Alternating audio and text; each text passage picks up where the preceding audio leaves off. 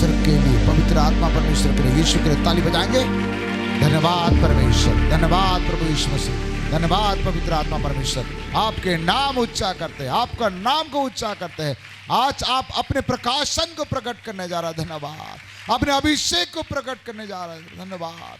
हमारा बारे में आप बताने जा रहे हैं प्रभु, धन्यवाद।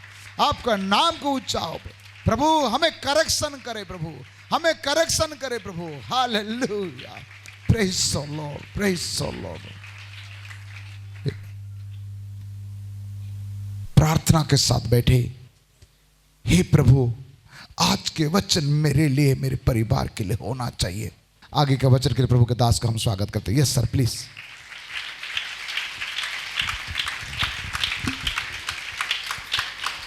जोर से बोले हालेलुया, हालेलुया, हालेलुया। कई साल पहले मेरा मन में एक इच्छा आई, मेरा भी ऐसा प्रभु मीटिंग में जाना है, फोटो आना है। लेकिन जैसे वचन पढ़ते गया एक बात पता चला, उसमें थोड़ा मेरा प्रार्थना ठीक नहीं था। एक दिन आंध्र प्रदेश में एक कन्वेंशन में जा रहे थे, मुझे लेने के लिए एक पास्टर रेलवे स्टेशन में आया और मैं कन्वेंशन के लिए जा रहे थे। मैंने देखा पूरे सड़क पर 10 फीट 12 फीट का साइमन खड़े हैं। ये देखते देखते प्रभु ने एक सवाल पूछा, साइमन तो किसको ऊंचा उठाना चाहता है? मेरा मुंह चुप हो गया। और मीटिंग में हजारों लोग बैठे थे, तो मेरा मन में एक और बात आया, वहां कई लोग छुटकारा पाए लोग बैठे थे, एक दो को बुलाकर गवाही देने से अच्छा होगा।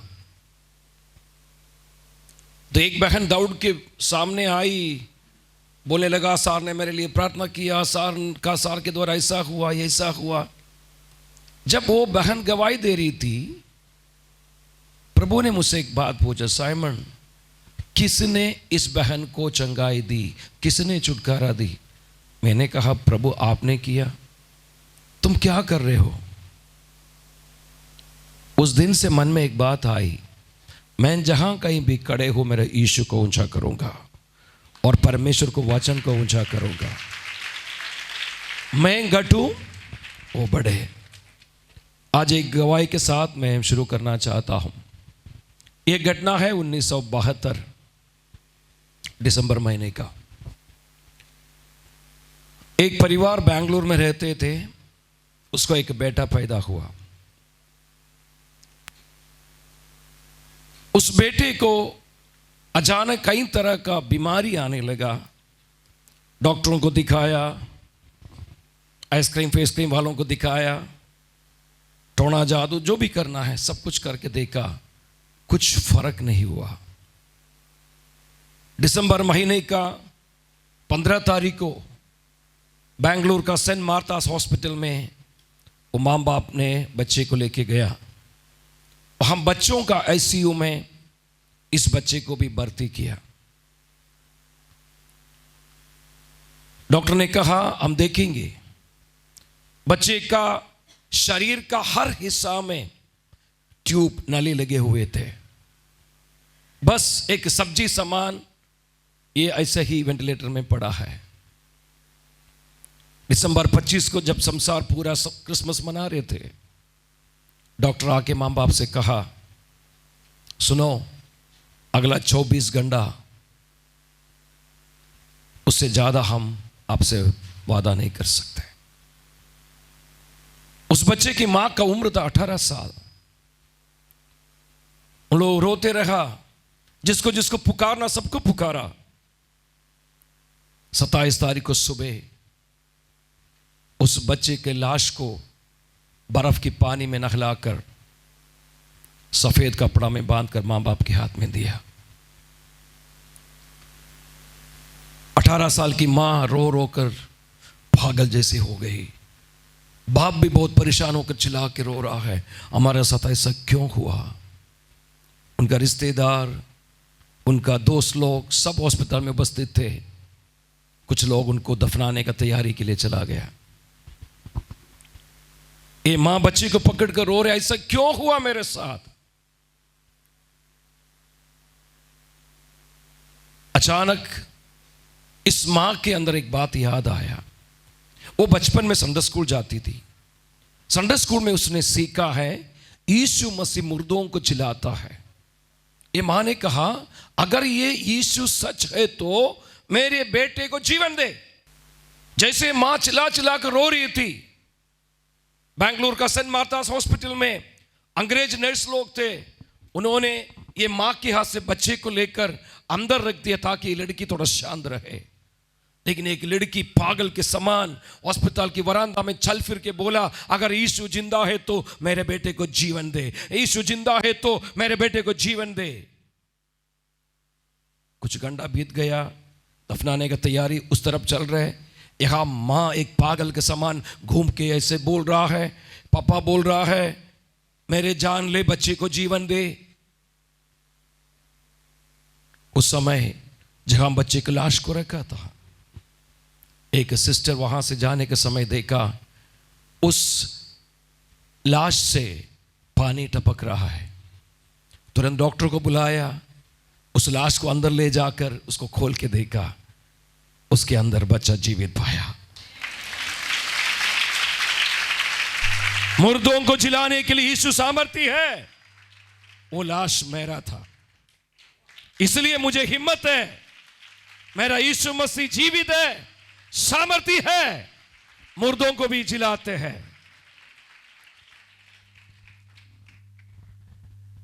एचपीसी का 18वां अधिवेशन में कुछ नया काम प्रभु शुरू करने के लिए जा रहा है। जो आपने कभी अनुभव नहीं किया, उस चीजों को अनुभव करने के लिए जा रहा है। आमीन। 2024 जैसे नहीं होगा 2025। आइए एक वचन को खोलेंगे, दूसरा तिमोथी 3 अध्याय 16 और 17 पद। दूसरा तिमोथियुस 3 अध्याय 16 और 17 पद। संपूर्ण पवित्र शास्त्र परमेश्वर की प्रेरणा से रचा गया है। एक मिनट रुकना, मैं चाहूंगा सब लोग अपना बाइबल खोलना, प्रश्न नंबर बोल के दीजिए। जिसको निकालना नहीं आते हैं थोड़ा मदद करें दूसरों को। नया नियम में, पुराना नियम में नहीं है।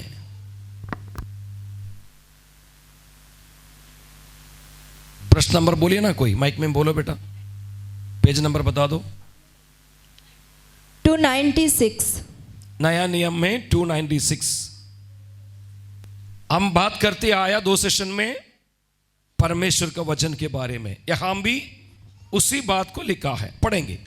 संपूर्ण पवित्र शास्त्र परमेश्वर की प्रेरणा से रचा गया है। संपूर्ण पवित्र शास्त्र किसी मनुष्य का दिमाग में आया हुआ काल्पनिक कहानी नहीं है। ये परमेश्वर की आत्मा के द्वारा, प्रेरणा के द्वारा लिखी गई है। कल रात को प्रभु के दास मीका 5 अध्याय से बात किया और मत्ती 5। मीका और मत्ती कभी मुलाकात नहीं किया। वो आपको दर्शाते हैं परमेश्वर की आत्मा अलग अलग लोगों के द्वारा हमारे लिए इस बात को लिखवाने के लिए इस्तेमाल किया। फिर से पढ़ेंगे। संपूर्ण पवित्र शास्त्र परमेश्वर की प्रेरणा से रचा गया है। किसकी प्रेरणा से? जोर से बोले। एक धर्म का व्यक्ति कहते हैं उसको सौंपना आया, एक ने कल्पना करके लिखी। लेकिन परमेश्वर का वचन कल्पना नहीं है, यह परमेश्वर की प्रेरणा से पवित्र आत्मा के द्वारा दी गई हुई वचन है। आगे पढ़े। और उपदेश। ये वचन क्यों दिया है? सबसे पहले लिखा है और उपदेश और समझाने और सुधारने और धार्मिकता की शिक्षा के लिए लाभदायक है। 4 बातें लिखी गई है। मैंने 2 दिन में ही सोचा था वचन, विश्वास, पवित्र आत्मा को लेंगे, लेकिन वचन से हटकर जाने के लिए प्रभु ने मुझे अनुमति नहीं दे रहा है। शायद मेरा संदेश सबको मीठा नहीं लगता है, मुझे पता है। एक बार बुला दोबारा नहीं बुलाते हैं। मैं स्टेज का क्रेज भी नहीं हूं, मेरे टाइम नहीं मिलते हैं। इफिसियों की पत्री 4 का 11, 12, 13 पद भी साथ में पढ़ेंगे। इफिसियों 4, 11, 12, 13 पद भी। उसने कुछ को प्रेरित, सुनो, उसने कुछ को प्रेरित नियुक्त करके और कुछ को भविष्यवक्ता नियुक्त करके और कुछ को सुसमाचारक सुनाने वाले नियुक्त करके जी, और कुछ को रखवाले और उपदेशक नियुक्त करके दे दिया। देगा नहीं, दे दिया है। एक कलीसिया के अंदर 5 प्रकार की सेवकाई होना है। कितने प्रकार की सेवकाई? ये सीखने के लिए आसान है। अपने हाथ उठाइएगा, एक हाथ उठाइए, सारे उंगली दिखाइए। सबसे पहला उंगली कौन है? प्रेरित, बोलिए प्रेरित। दूसरा कौन सा है? भविष्यद्वक्ता, देखकर बात करते तुमसे। प्रेरित, भविष्यद्वक्ता। सबसे बड़ा वाला कौन है? सुसमाचार प्रचारक। चौथा रखवाला यानी पासवान। 5वां शिक्षक या टीचर। ये 5 प्रकार की सेवकाई कलीसिया के अंदर होना जरूरी है। आजकल कई अपोस्टल आपको मिलते हैं। मैं अपोस्टल हूं, अपोस्टल का सेवकाई मैं कर रहा हूं। अपोस्टल भी होना है कलीसिया के अंदर से प्रेरित, यह अपोस्टल। पिछले साल सेवकाई में आया, आज से नाम में लिखने लगा apostle so and so. Africa के एक सेमिनार में, पास्टर सेमिनार में, एक 26 साल का नौजवान आके मुझे हाथ मिलाया, तो पोस्टर में मेरा नाम लिखा था अपोस्टल साइमन फ्रॉम इंडिया। हाथ मिला के बोला I am senior apostle. Senior apostle, मैंने पहली बार सुन रहा हूं। तो सीनियर अपोस्टल है तो बहुत सारा कलीसिया स्थापना किया होगा।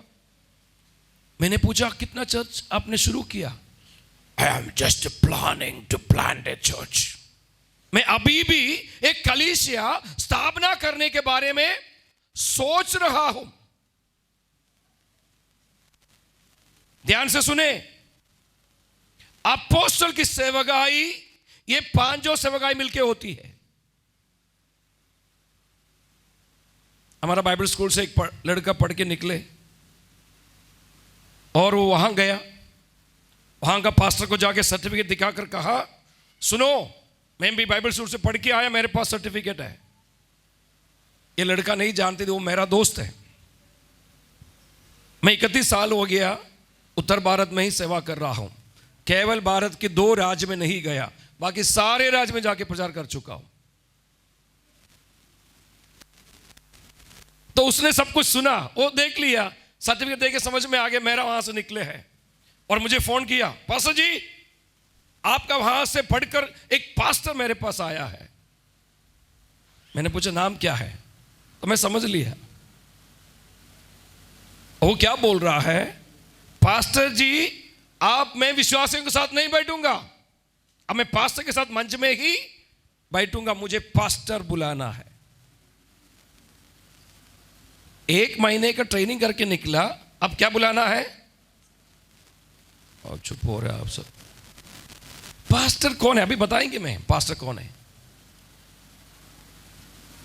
अब प्रेरित की सेवकाई जहां कलीसिया नहीं है उस स्थान में जाकर सुसमाचार सुनाकर कलीसिया बनाकर पासवान को तैयार करके नियुक्त करके दूसरी जगह में जाके कलीसिया बनाते हैं और बाद में कलीसिया का देखभाल के लिए चलते हैं। वो है अपोस्तल या प्रेरित। आजकल अपोस्तल का नाम बहुत दिख रहा है। एक कलीसिया का भी स्थापना नहीं किया, एक विश्वासी को भी सुसमाचार नहीं सुनाया। ध्यान से सुने, 5 प्रकार की सेवकाई एचपीसी से आने वाला दिनों में निकलने पाए। प्रेरित, दूसरा कौन सा है? भविष्यद्वक्ता। ये भविष्यद्वक्ता कौन है? आज प्रेरित या अपोस्टल और भविष्यद्वक्ताओं का दौर है, नाम के साथ प्रॉफिट। 1990 में प्रभु ने मुझे भविष्यद्वक्ता का वरदान दिया, भविष्यवाणी का वरदान दिया। कल रात को मैं प्रार्थना के समय याद कर रहे थे, 1 दिसंबर 31 तारीख का प्रार्थना में ही मैं सबसे पहले भविष्यवाणी किया। मैं भविष्यवाणी करके घर गया तो मेरा मम्मी ने मुझसे पूछा, तूने आज क्या किया? मैंने बोला, मम्मी मुझे नहीं पता। आप क्या भविष्यवाणी किया? मैंने बोला हाँ। किससे किया? वो व्यक्ति को मैं नहीं जानता, नया व्यक्ति चर्च में आ रहा है। आपने क्या भविष्यवाणी किया, याद है? मैंने बोला अच्छा से याद है। वो एंडी से मैंने कहा, आपका पति 3 महीने के अंदर इस चर्च में आकर आपके साथ आराधना करेंगे। मेरा मम्मी ने कहा, वो चर्च में आते थे, अब कभी नहीं आएगा, चांस है नहीं है। मैंने कहा मम्मी मैं नहीं जानता, प्रभु जानता है, पवित्र आत्मा कहा तो करेगा। आपको पता है 1.5 महीने के अंदर वो भाई चर्च में आया, मृत्यु तक चर्च में जाते थे। 3 प्रकार का भविष्यवाणी, थोड़ा लिख लीजिएगा जिसको लिखना है, ठीक है? क्योंकि आज भविष्यद्वक्ताओं का दौर है। भविष्यद्वक्ता कौन है, कैसे भविष्यवाणी करते हैं, किसी को नहीं पता। 3 प्रकार का भविष्यद्वक्ता है। एक, जैसे हम अभी एफेसियों की पत्री 4:11 में देखा, परमेश्वर नियुक्त किया हुआ भविष्यद्वक्ता या भविष्यवाणी करने वाला। दूसरा, भविष्यवाणी का वरदान प्राप्त किया हुआ भविष्यद्वक्ता। पहला कौन सा है? कलीसिया थोड़ा जोर से बोले। परमेश्वर नियुक्त किया हुआ भविष्यद्वक्ता। दूसरा है भविष्यवाणी का वरदान प्राप्त किया हुआ भविष्यद्वक्ता। तीसरा है विश्वास भविष्यवाणी करने वाला। बहन आपके लिए हो जाएगा, भाई हो जाएगा। वो प्रभु से पाकर नहीं है, विश्वास के साथ बोल देते हैं। तो 3 प्रकार की भविष्यद्वक्ता कौन कौन है? अगले बार मुझे नहीं बुलाएगा तो ये तो आपका मन में रहना है। हाँ जी बोलिए। सबसे पहले ऐसे परमेश्वर नियुक्त किए भविष्यद्वक्ताओं के नाम बोलिए मुझे। सामुएल, यशायाह, एलिया, एलीशा। उनके पास जब भी जाए परमेश्वर का संदेश है। एक उदाहरण, इस्राएल की पहला राजा दाऊद था। कौन है? पक्का है? ठीक है, मान लिया आपकी बात। शाऊल अपने घर से सेवक के साथ इसलिए निकला, अपने बाप की खोया हुआ गधों को ढूंढना है। लेकिन रास्ते में उनको अपने गधे तो नहीं मिला। वापसी के समय सेवक ने कहा, यहां एक भविष्यद्वक्ता है। क्या नाम है उसका? सामुएल। तब शाऊल कहता है, देखो भविष्यद्वक्ता के पास जाते तो कुछ लेकर जाना है, मेरे पास कुछ भी नहीं। परमेश्वर का भवन में जब भी आएगा खाली हाथ नहीं आना।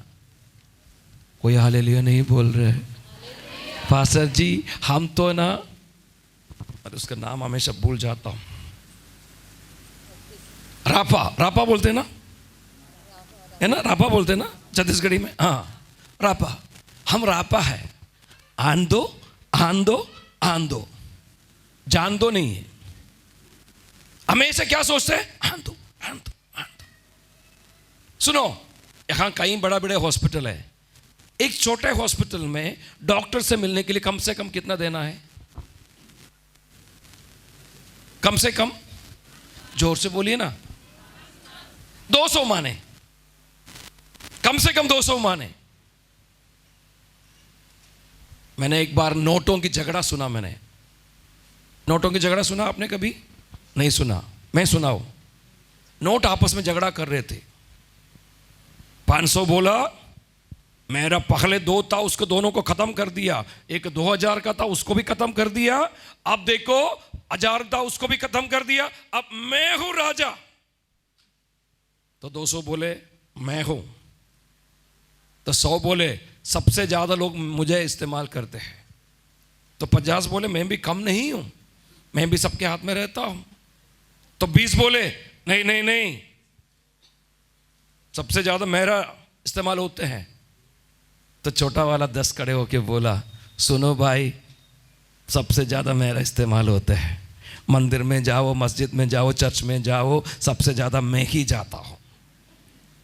यहां का नहीं, यहां के लोग तो अच्छे अच्छे देने वाले हैं। एक बार डॉक्टर से मिलने के लिए कितना देंगे? कम से कम 200। लेकिन पिछले हफ्ते भर, महीने भर, साल भर आपको भला चंगा रखने वाला प्रभु को 10 का नोट बस प्रभु। हालेलुया। कल मैंने आपको सुबह प्रार्थना कराया, भजन 128 का 2 पद। बिना दे के कोई बोल सकते तो बोलिएगा, दे के मत बोलना कोई। तू अपनी कमाई को निश्चय खाने पाएगा। अपना नाम लेकर बोले, ग्लैडी अपनी कमाई को निश्चय खाने पाएगा। निश्चय अपने कमाई को दवाई दुकान में देगा, डॉक्टर को देगा। क्यों नहीं देते? आपको पता क्यों आपको दवाई में, डॉक्टर को, हॉस्पिटल में देना पड़ते हैं? जो परमेश्वर का हिस्सा परमेश्वर का भवन में नहीं लाते हैं, इस वजह से आपको वो पैसा वहां देना पड़ता है। नाराज वाला हाथ उठाकर बोले हालेलुया। कुछ लोग तो नाराज है, धन्यवाद प्रभु को। भाई लाइव नहीं है ना? लाइव नहीं है ना? एडिट कर देना ये सब। हालेलुया। मुझे आज भी समझ में नहीं आ रहा है। बच्चों को आइसक्रीम के लिए 50 रुपए दे देगा, लेकिन चर्च में जाने के समय 1 का सिक्का, 2 का सिक्का। इसलिए मेरे चर्च में एक बड़ा पेटी रखा है। हम कोई गीत नहीं गाते, जिसको डालना तुम डाल, क्योंकि हम आपका बैंड के लिए नहीं बैठे। ये परमेश्वर भिखारी है। भिखारी को भी 1 रुपया देगा तो चेहरा पे फेंक देगा वो। हम परमेश्वर को क्या समझ के रखा है? देखो, दान नहीं होता है, याद रखना। हम चर्च में बोलते हैं दान, गलत है। दान किसको देता है? दान किसको देता है? बोलिए ना जोर से। हम अभी भी दान में हैं। बैंड, बैंड किसको देता है? हाँ, ऊंचे लोगों को। जब कभी प्रभु को देता है, सबसे घटिया देना है ना? मेरा चर्च में कटा फटा नोट डाल दिया, नोटिस बोर्ड में डाल देता हूं मैं। पास जाके देखिएगा, क्योंकि मेरा बाइबल कहती है आप मुझसे गुस्सा करने से कोई मतलब नहीं है। मेरे पास टिकट है। जो बोएगा, जोर से बोलना, तू कट्टा फटा देगा तो प्रभु भी। अभी समझ में आया? हाँ पास्टर, मैं तो मेहनत तो करता हूं, लेकिन पूरा पूरा नहीं आता है। इसलिए आपको परमेश्वर पुराना बीवी दिया है क्या? बोलना, पुराना पति दिया है क्या? पुराना बच्चे दिए है क्या? प्रभु जो कुछ दिया, जोर से बोलिए। आवाज नहीं आ रही, मुझे लग रहा है आपको पुराना मिला है। कितने लोगों को नया मिला? हाथ उठा के जोर से बोलो। क्या दिया प्रभु ने? पुराना दिया है क्या? परमेश्वर आपको पुराना नहीं दिया तो परमेश्वर को भी पुराना, जोर से बोलो, जोर से बोलो। भाई लोग तो नाराज में बैठे हैं, बात ही नहीं कर रहे हैं। बोलिए ना, नया देना है पुराना देना है? मेरा घर पे देखो, मैं बाहर का बात आपका बात नहीं जानता हूं। मैंने कहा एक पत्नी है, एक बेटा है, एक बेटी है। नया नोट मेरा बच्चे जिंदगी भर में सिक्का दान पात्र में, भेंट के पात्र में नहीं दिया। अभी परसों का दिन 31 तारीख को सारे परिवार एक साथ बैठकर इस साल भर प्रभु जो भी आशीष दिया उसके लिए धन्यवाद भी देता हूं। अगले साल कितना कम से कम बेट में डालना है करके निर्णय लेता हूं। हर साल कम से कम 10-20% बढ़ा के देते हैं। आमीन मत बोलना, मेरे लिए है। मुझे प्रभु क्या कर रहे हैं, मैं प्रभु पर विश्वास किया, प्रभु को बढ़ा के देने लगा, प्रभु भी मुझे क्या कर दिया, बढ़ाने लगा। पहले ट्रेन का जनरल डिब्बा में बैठ के सफर करते थे, फिर स्लीपर में सफर करना शुरू कर दिया, फिर प्रभु ने कहा एसी में जा, एसी में जाना शुरू कर दिया, फिर वो भी बदल दिया, भाई प्लेन में जाता हूं। आप प्रभु को जितना विश्वास करते हैं प्रभु भी आपको बढ़ाएगा। अगर प्रभु देखो आपके पास नहीं है तो उधारी लेकर प्रभु के भवन में लाने की जरूरत नहीं है, लेकिन प्रभु को जब कभी देता है, कौन सा देना है, सबसे उत्तम देना है। मुंह खोल के बोले सबसे उत्तम। आप प्रभु के लिए सबसे उत्तम देगा तो प्रभु भी आपको क्या देगा? हाँ, मजा नहीं आ रहा है। प्रभु आपको क्या देगा? विश्वास है आपको? पक्का? पक्का? कितने लोग प्रभु को सबसे उत्तम देना चाहते हैं? हमारा चर्च का बेट में हम बेट उठाने के लिए गीत नहीं गाते हैं, हर साल सोना चांदी आते हैं। आप आमीन मत बोलना, मेरा चर्च में ना मेरे लिए है। सोना चांदी हमारा बेट में आते हैं, लोग देते हैं। सब गौर के देख रहे हैं। भाई दिया करो, तुम्हें भी दिया जाएगा। हम किससे डरते हैं?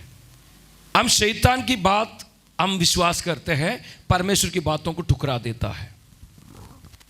मैं आग्रह कर रहा था पास्टर मुझे 1 घंटा और दे दे, क्योंकि सिखाने वालों को टाइम चाहिए।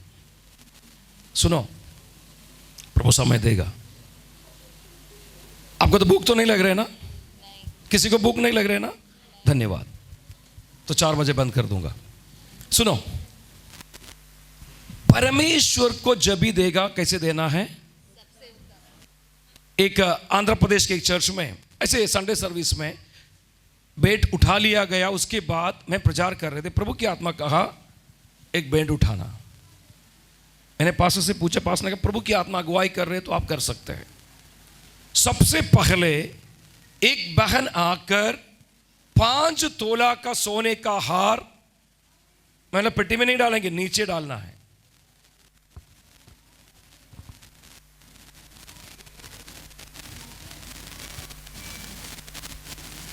सिस्टर ने सबके सामने रखा, सबके आंखें। तब और कोई आए, कान के निकाले डाल दी, किसी ने पायल निकाले डाल दी, किसी ने हाथ का निकाली डाली, किसी ने मोबाइल डाला, किसी ने घड़ी डाला। मीटिंग के बाद पास्टर मुझे ऑफिस में बुलाकर बोला, पास्टर क्या करना है?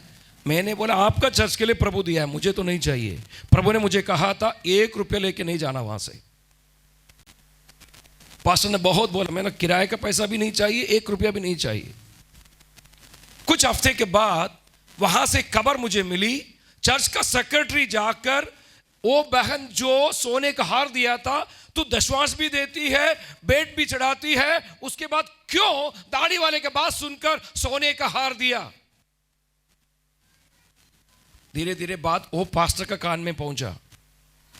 पास्टर ने वो पूरा लेकर कलीसिया के सामने लाकर बोला, अगर किसी को लग रहा है दाढ़ी वाले के बात सुनकर आपने दिया तो वो सामान यही है, वापस ले जाओ। उसने एक भी सामान लेके नहीं गया, चर्च से 1 रुपया भी लेके नहीं गया। मैं प्रभु का सेवा करता हूं, मैं प्रभु का सेवक हूं। मैं ना रेवरेंड है ना बिशप है, सेवक हूं। मैं सेवा करते हूं तो मेरा मजदूरी कौन देगा? मेरा परमेश्वर देगा। मनुष्य कितना देगा? मनुष्य का हाथ कितना बड़ा है, लेकिन मेरा परमेश्वर मुट्ठी खोलेगा तो इस संसार के सारे जीव जंतु पेट भर जाते हैं। कोई सामने नहीं आया। उसके अगले साल उसी कलीसिया में हमारा बाइबल स्कूल चलता है, तेलुगु, वहां चला गया। ये सिस्टर आके मुझसे कहा, पास्टर आपका खाना मेरे घर पे। मैंने बोला पास्टर से बोलिए, मैं कहीं भी जाता हूं वहां का पास्टर का इजाजत बिना मैं कहीं नहीं जाता। पास्टर ने बोला चलिए पास्टर चलेंगे। मुझे बोला आपका एक उद्घाटन भी करना है। मैं वहां पहुंचा तो बोले बाथरूम का उद्घाटन। जिंदगी में पहली बार बाथरूम का उद्घाटन मैंने किया। आप तो हंसेंगे मुझे पता है, लेकिन मैंने देखा तो ये मैं बोल रहा कम से कम 20 साल हो गया, टाइल्स डाला हुआ एक अच्छा सुंदर बाथरूम। मैंने प्रार्थना करके खोल के दिया। अगले साल बाइबल स्कूल के लिए गया तो वो सिस्टर आके बोले पास्टर आप भी आना, बच्चों को भी लेके आना। 50 बच्चे थे, सबका खाना मैं खिलाऊंगा, बिरयानी। और खाने के बाद वो बहन ने मुझे ले गया और बोला पास्टर जी ये जमीन के लिए प्रार्थना करना। पूछा क्या है? ये जमीन हमने लिया है, यहां एक मकान बनाना है, प्रार्थना करके पत्थर डालना। उस बहन का 3 जमीन में मैं जाके पत्थर डाल के आया। अब उस शहर का एक बैंक का प्रेसिडेंट है वो बहन। मैं 2 महीने पहले वहां प्रचार के लिए गए थे और मिलने के लिए आके बोले पास्टर जी जिस दिन मैं प्रभु को बिना डर से दिया उस दिन से हमारा घर का स्थिति बदल गया। हमारा स्थिति इसलिए नहीं बदलते हैं, हम डर के कंजूसी करके देता है, इस वजह से हमारा जीवन में आशीष नहीं होती है। तो कैसे देना चाहिए? बिना डर के सबसे उत्तम प्रभु को देना है। मैंने कई चर्च में देखा पास्टर बोलेंगे अभी सब भेंट चढ़ाने का समय है, खड़े हो जाइए। तब पत्नी जाके पति को देखेंगे, बच्चे जाके घेरेंगे पापा को, क्योंकि पापा को नहीं पता चर्च में भेंट उठाएंगे देना है, तभी याद आता है, तब तक उसको याद नहीं आते। मैं आज होटल से निकलने से पहले भेंट चढ़ाने का वाला अलग करके जेब में रख के ही आया। इधर आके मुझे ढूंढने का जरूरत नहीं है। तैयारी के साथ आना है। बोलिए तैयारी के साथ आना है। पड़ोसी को बोलिए ना तैयारी के साथ आना है। मैं आइसक्रीम फेस क्रीम लगाने का बात नहीं बोला, फेयर एंड लवली लगाने की तैयारी नहीं बोले। सुनो, कुछ लोगों को मैं फेयर एंड लवली के खिलाफ नहीं हूं, लेकिन एक बार आप यूट्यूब में गूगल में सर्च करके देखना इसमें क्या मिलाते हैं, तब आपको पता चलेगा। वो छोड़िए, ये बात मेरे पत्नी को नहीं बताना, ठीक है? मैं दिल्ली में एक चर्च का पास्टर था, तो उस समय गाड़ी नहीं, कुछ भी नहीं, बस में जाते थे। हम मेहरौली में रहकर कीर्ति नगर करके नई जगह में लगभग 30 किलोमीटर दूर है, वहाँ हमने नया ब्रांच शुरू करने का सेवा चल रहा है। तो आराधना के बाद बस में जा रहे थे। मेरे आदत है पास्टर जैसे सफ़ेद कुर्ता ही पहनते थे शादी तक, शर्ट सूट वार नहीं है, कुर्ता ही था मेरा। तो सफ़ेद है, पुराना डीटीसी बस, दिल्ली वालों को पता पुराना डीटीसी बस का हाल क्या है। उसमें खड़े थे, उतरने का स्टॉप आया, ड्राइवर ने अच्छा से ब्रेक लगाई, 2-3 बार ब्रेक लगाई। जैसे मैंने बस से उतरा, मेरा दोस्त आके बोला साइमन कुर्ता का पीछे क्या डिजाइन बना के रखा है? मैंने पूछा क्या यार? उसने बताया लिपस्टिक का निशान 4-5 बार दिख रहा है।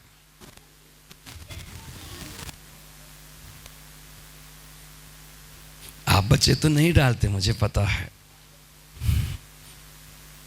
आप मेरे साथ हैं। हमको जब तक वो पोस्ट ऑफिस रेड करके कलर है, post office red, PO red, जब तक वो नहीं लगाते मजा नहीं आते। भले चेहरा काला रहे, ये तो लाल दिखना ही चाहिए। लाल किसको दिखाते हैं? बोलिए ना। हाँ, किसी का मुंह नहीं खुल रहा। लाल किसको दिखाते हैं? खतरे को। खतरा है, ऑटो में खतरा है, ऑटो में खतरा है। सुनो, हम परमेश्वर के संतान, परमेश्वर के वचन के अनुसार जीने वाला बनना है। Hallelujah, hallelujah. परमेश्वर के सबसे उत्तम देने के लिए कौन कौन चाहता है? सबसे उत्तम। बेंट हो गया क्या? नहीं हुआ? पास्टर कहाँ गया? नीचे। तैयार कीजिए। आप जो अपने बेंट चढ़ाना चाहते हाथ में उठाइए। सोना हो, चांदी हो, पैसा हो, मोबाइल हो, वॉच हो, जो प्रभु ने आपसे कहता है उसी को। दाढ़ी वाला बोलने से मत देना, प्रभु की अगुवाई से। आपका जीवन 2025 में उत्तम होना है। आज से मैं निर्णय लेता हूं, मेरा परमेश्वर उत्तम चीजें देता है। आज से मैं भी उत्तम चीज देना शुरू करेंगे, आपका जीवन में बदलाव आएगा।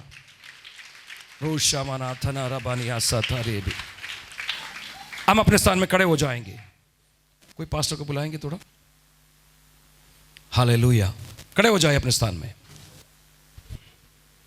आंखें बंद करें। प्रभु से पूछे, प्रभु मैं कितने दिन से, कितने साल से कमा रहा हूं, लेकिन मेरा कमाई में बढ़ोतरी नहीं हो रहा है। लेकिन प्रभु आज मैं उस राज को सीख लिया। प्रभु उत्तम देता है, मैं भी परमेश्वर को उत्तम दूंगा। हालेलुया। क्योंकि उत्तम चीजों से तृप्त करने वाला मेरा जीवन में। हमारा कई पासवान हमारे साथ जुड़ के सेवा करते हैं। साल में एक बार उनको इकट्ठा करने के लिए इच्छा तो था, लेकिन पैसा का डर में मैं पीछे हट गया। एक दिन प्रभु ने कहा, तू पैसा का डर से बाहर हो जा, तो शुरू कर। मेरे पास केवल 5 दिन का प्रोग्राम में 1 दिन का खाने का पैसा मेरे पास था। मैंने पूरा चर्च तैयार करके, सारे दरवाजा बंद करके, प्रभु के सामने मैं लेट कर रो कर प्रभु से कहा, प्रभु मैं नहीं जानता, दोपहर के बाद खाना देने का पैसा, कोई वस्तु मेरे पास नहीं है। आपको पता है, मेरा परमेश्वर उसी रात को शाम होने से पहले पूरा मीटिंग का खर्चा मेरे हाथ में आके दे दिया। तब प्रभु ने एक गीत मुझे दिया। वो गीत इस प्रकार है, मांगने से ज्यादा, सोचने से ज्यादा, मांगने से ज्यादा, मेरे सोचने से ज्यादा, मेरा प्रभु तुझे देगा, धन्यवाद करो। मेरा प्रभु मुझे देगा, धन्यवाद करो। गीत को हम गाएंगे। बस अभी बैंड उठाएं जी। बैंड उठाने के लिए जिसको नियुक्त किया आगे आए। हम एक गीत को गाएंगे, जल्दी, समय बचाना है। यदि कोई विशेष भेंट देना चाहता है, हालेलुया। हाथ में उठा लीजिए, हम प्रार्थना करेंगे। आप जो भी भेंट देने के लिए जा रहे हो, हाथ में उठा लीजिए, हाथ में उठा लीजिए। सब लोग जो भी। हालेलुया। मैं प्रार्थना करने के लिए जा रहा हूं। आप कहीं भी हो, आप कहीं भी हो। लफाफा में अपने नाम लिख करके भी दे सकते हैं। विशेष भेंट देना चाहता है, धन्यवादी भेंट, मानद भेंट, दशमांश। हालेलुया। इस साल का आखिरी रविवार है। हालेलुया। अपने पेट पे हाथ रखे, सब लोग पेट पे हाथ रखना, क्योंकि ना 12 बजने के बाद घंटी बजता है, अंदर से चुहा दौड़ना शुरू होता है। तो मध्य प्रदेश को हाथ रख के बोलना, मनुष्य केवल रोटी से नहीं, परमेश्वर के मुंह से निकला हुआ हर एक वचन से जीवित रहता है। ध्यान से सुन लो। 4 बजे तक चुपचाप बैठना है, आवाज नहीं करना है, गैस नहीं बनना है। हालेलुया। कुछ लोगों को गैस बन जाता है। हमारा कभी कभी रात का खाना सुबह 3 बजे होता है। मीटिंग के बाद लोगों के लिए प्रार्थना करने के बाद खाते 3 बजे, 2 बजे, 1 बजे। अब बैठ गए सब लोग। Hallelujah, hallelujah. जो लग रहा है गुस्सा आने लगा लोगों को। सुनो, हम बात कर रहे थे भविष्यद्वक्ता के बारे में। सबसे पहले कौन था? ये कौन है? दूसरा कौन है? भविष्यद्वक्ता सीधा चेहरा देकर बोलेंगे शाऊल। शाऊल तो सेवक से बोला मेरे पास देने के लिए कुछ भी नहीं है। भाई कहाँ है? दान का है, दान का थैली दे। बहन, बहन थोड़ा उठा सकते उसको? बंद कर दिया। मेरी आदत है चर्च में जाते जाते ही डाल के जाना, ये जेब में रखने की आदत नहीं है। तो शाऊल का सेवक ने कहा मेरे पास कुछ है। वो जब शाऊल सामुएल के पास पहुंचे, परमेश्वर की आत्मा सामुएल से कहा सामुएल, ये तो खोए हुए गधों के बारे में पूछने के लिए आया, लेकिन उसको कहना है मैंने तुझे इस्राएल की राजा चुन लिया गया है। आज इस कलीसिया में, मंडली में परमेश्वर ऐसे कुछ लोगों को सेवकाई के लिए चुनना चाहते हैं। एक केवल एक वार्षिक सम्मेलन नहीं है, एचपीसी का दिशा बदलने का मीटिंग है। 5 प्रकार की सेवक लोग इस कलीसिया से उठ खड़े हो जाएंगे। एक प्रेरित, दूसरा भविष्यद्वक्ता। कितने प्रकार का भविष्यद्वक्ता है? जोर से बोले। क्या क्या है? परमेश्वर नियुक्त किया भविष्यद्वक्ता, उसमें एक था सामुएल। दूसरा भविष्यवाणी का वरदान पाया हुआ, वो हमेशा भविष्यवाणी नहीं आते हैं, बीच बीच में भविष्यवाणी करते हैं। तीसरा, ओ सिस्टर आपको खार प्रभु देने के लिए जा रहे हैं, वो प्रभु से पाकर नहीं बोलते हैं, ऐसे विश्वास से बोल देते हैं। 1 साल हो गया, 2 साल हो गया, 3 साल हो गया, उसको मिला ही नहीं है, तो उसका विश्वास क्या हो जाएगा? ठंडा पड़ेगा, कमजोर हो जाएगा। पास्टर जी वो आके बोल के गया, कुछ नहीं हुआ।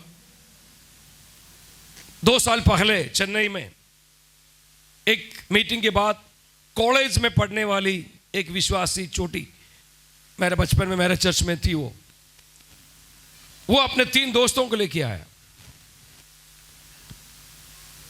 वो तीनों आया, प्रार्थना करने के लिए बैठे। प्रभु ने कहा, उसमें एक लड़का था, लड़का से कहा तुमको प्रभु यूके के लिए दरवाजा खोल रहा है।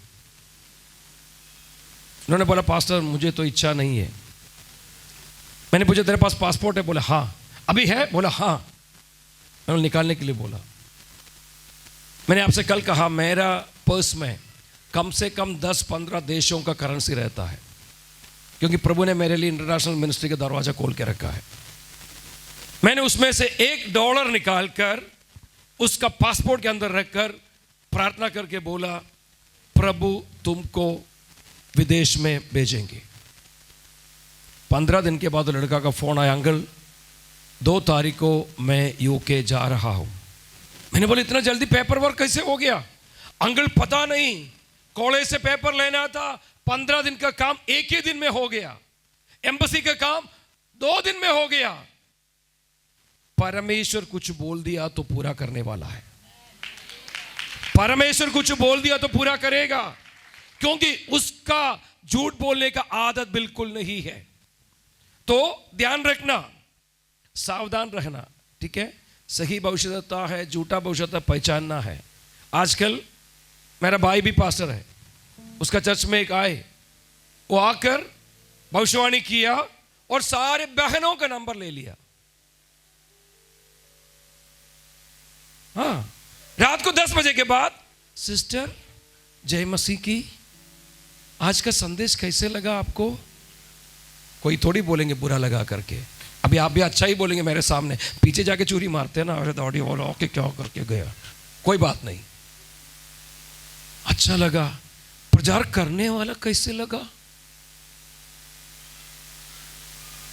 ये बहन को थोड़ा अजीब से लगा, ये पास्टर ऐसे क्यों पूछ रहे? और धीरे धीरे सब लोग चुप रहा। लेकिन 1-2 हफ्ते के अंदर कई बहनों के अंदर रात को 10 बजे के बाद फोन आते हैं। पास्टर का कान में भी बात पड़ गया, मैंने आपको जो भविष्यवाणी किया था ना, आप बहुत सुंदर है। हेलो, अब मेरे साथ है? मेरा लाइव में तो नहीं है ना बेटा? लाइव नहीं है ना? मेरा 200 से अधिक कलीसिया है भारत में, 7 राज्यों में। मेरा सारे कलीसिया में एक नियम है, मेरे जानकारी के बिना कोई भी पास्टर किसी को नहीं बुलाएगा। कोई भी हो, उस व्यक्ति को जब तक मैं नहीं जानता। आपके पास ने मेरे बारे में पता लगाया, पास्टर पीएस सामुएल, मैं रायपुर में 1 साल सेवा किया व्यक्ति हूं। पास्टर पीएस सामुएल ही मेरे सिर पे हाथ रख के मुझे ऑर्डिनेशन दिया। मैं आपको एक बात बताऊं, जिस व्यक्ति को पहचानते नहीं है, अब मेरे चर्च में पास्टर रमेश नाग जाएगा तो यहां तक आगे नहीं बुलाएगा, क्योंकि उनको कोई नहीं जानता है।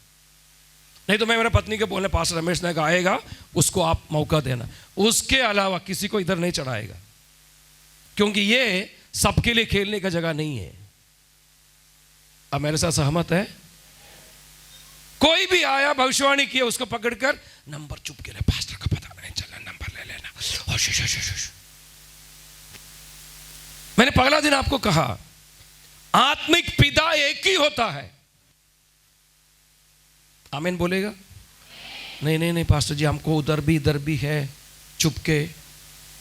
आत्मिक पिता एक ही होता है। आपका कोई भी बात उनसे शेयर करना। मेरे पास्टरों को मैंने लगभग 5-7 साल किसी पास्टर फेलोशिप में नहीं भेजा। बोलते थे भैया आप क्यों नहीं भेजते हैं? मुझे पता था उसका कारण क्या है, क्योंकि वो सही गलत को पहचान नहीं पाते हैं। जब वो पहचानने के लायक हो गए, मैं बोल जाओ तुम, मैं जिला का नाम नहीं ले रहा, मध्य प्रदेश छत्तीसगढ़ का 10 जिला में हमारा चर्च है। मैंने कहा जाओ। जाने के बाद मुझे फोन करके बोल रहे भैया वहां आत्मिकता नहीं है, वहां तो पद का है, पूरा आत्मिक बात कुछ नहीं होता है, हमको तो नहीं जाना है। अगर मैं पहले भेजते तो वो अपने आत्मिक का खो जाता है। मैं अपने सारे सेवकों को यही सिखाता हूं, अभिषेक में बने रहना, अभिषेक में बने रहना। अभिषेक है तो बाकी सब अपने आप आ जाएगा। मैंने कहा ना 36 साल सेवा हो गया, अभिषेक का कारण अभी तक प्रभु ने खड़ा किया। कल भाई अजय मुझे बता रहे थे, पास्टर जी कोई आया ऐसा हो गया। भाई एकदम आके एक ही ओवर में चक्का चौका मारने वाला, दूसरे ओवर में। लेकिन राहुल द्राविड़ ऐसा नहीं है, उसको दीवार कहा जाता है। क्यों? वो पूरा 50 ओवर टिक्के खेलता है। मैं प्रभु को धन्यवाद देता हूं, 36 साल से आउट नहीं हुआ, फील्ड में ही हूं।